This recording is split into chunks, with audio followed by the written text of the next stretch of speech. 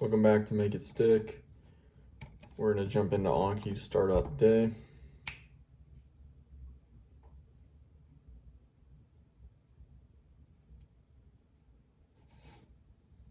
One flashcard.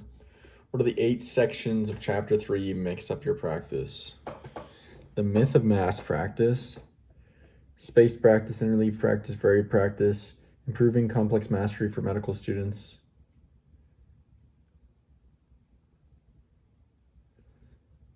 Shoot. I'm missing one. There's something in, okay, improving complex mastery for medical students, that's 5, and then it's something, then it's, these principles are broadly applicable, the takeaway.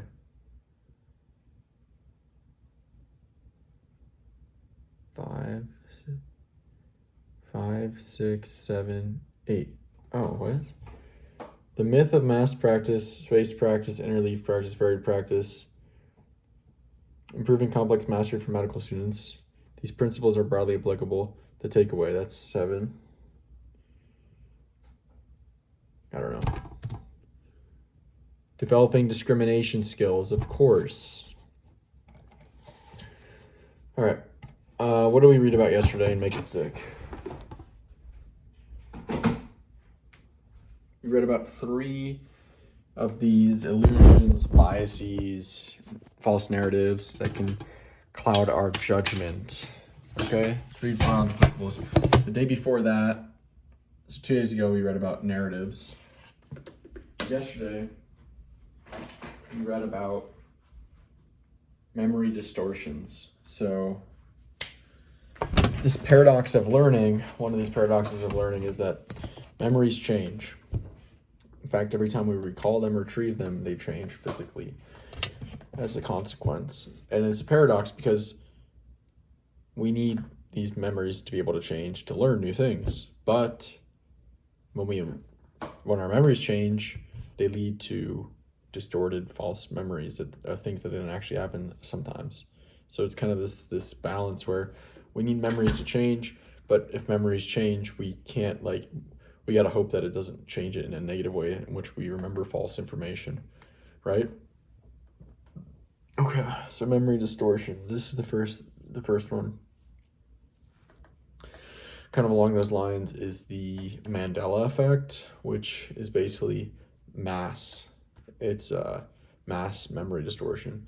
So memory distortion in a large body of people that have the same false memory. Okay? All right. False memories are memory distortions. So yeah, memories change. They distort over time. There's lots of competing pathways for these memories, and they compete for, what part of the memory is most memorable. Is it the visual part? Is it the story, the narrative behind it? Is the emotional part? So an experience, we can't remember everything from one experience. We can't ever. There's too much information, so we have to pick and choose what information we remember, right? And this typically has to do with emotion. The most emotionally significant information also has to do with what we're paying attention to most in the experience. And sometimes we even fill in gaps, meaning the brain will to make a cohesive story that makes sense. It doesn't always just clean and clear. Sometimes you have to fill in some details and add some stuff into the memory that really didn't literally happen. It's kind of like you injected into it to make it make more sense and more stable. That's kind of strange. Anyway, memories change. They can distort over time.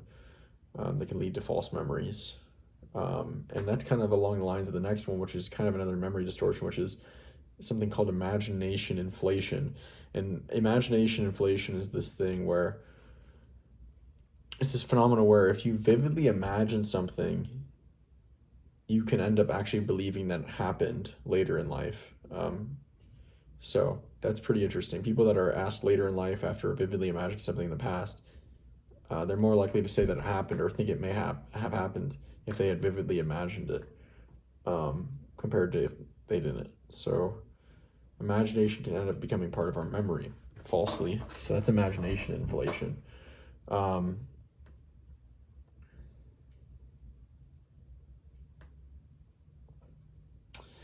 I'm forgetting the third one. Yes, now I remember.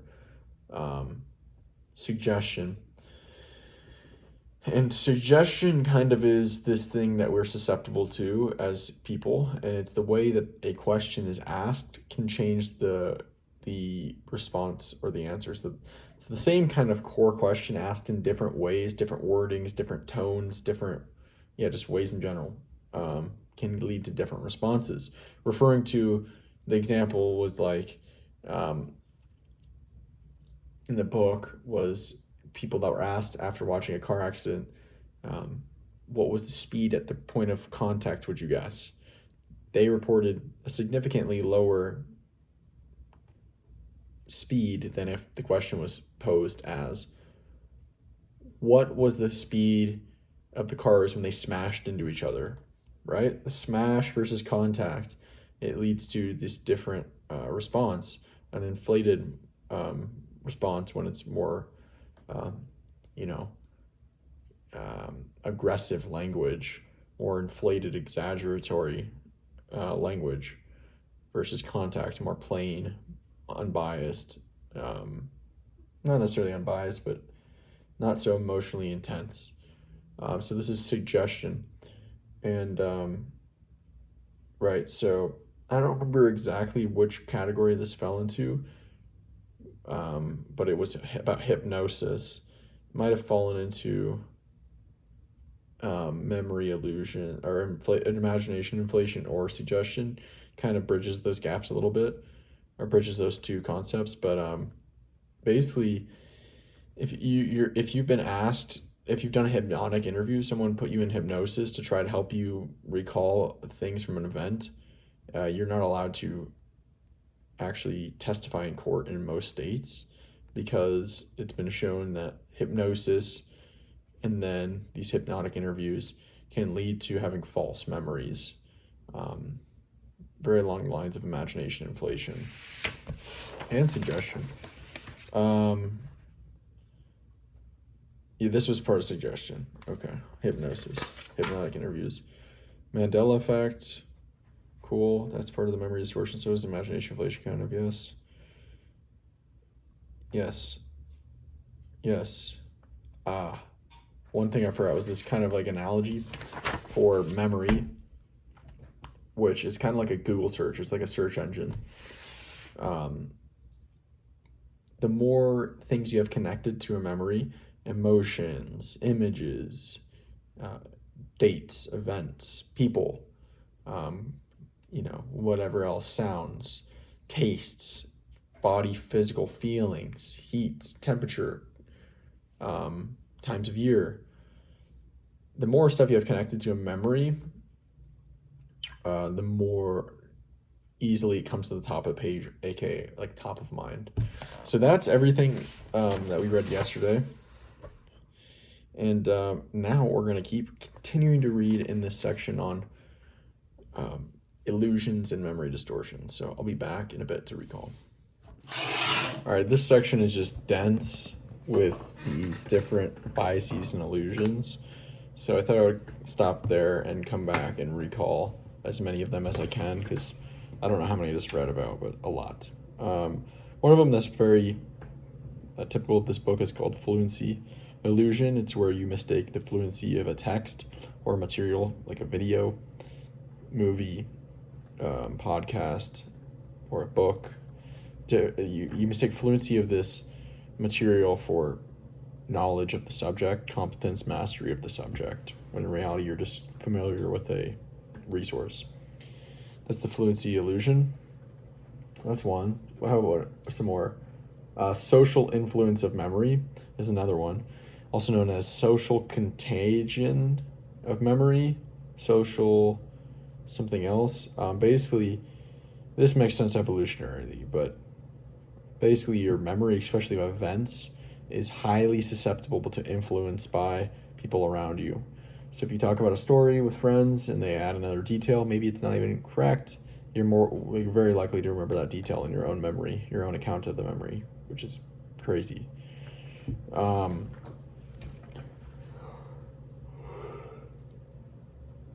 social influence of memory. Some other term for it. Hindsight bias, also known as knew it all along bias, is basically where you see an event as being more predictable after it's happened than you did before. You're like, oh, of course, that makes sense. But before, you would have no chance of knowing. It's like the stock market. In the morning, you can't tell if it's going up or down. But then after, you're all like, oh, yeah, we could have seen this coming. Yeah, easy. The hindsight bias. They knew it all along bias. What else do we got? Let's see, that's 3. This is why I stopped there, and I knew there was going to be a lot in here.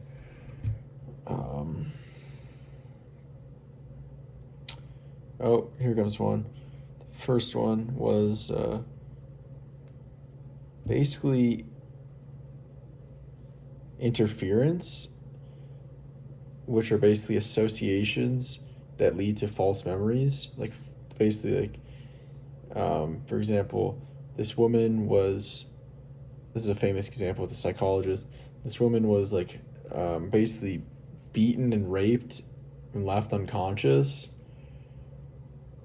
from a stranger, presumably. And when she awoke, she called the police and reported a man that ended up looking exactly like a psychologist. But it ended up he was actually on TV at that time, and she was watching him on TV around that time, and she created that association with him and the event. So that's an example of, I think it's called interference. Interference, yeah. Okay, well, I just saw another one, the 5th one, curse of knowledge, also known as something, I can't remember now. Curse of knowledge is basically where, curse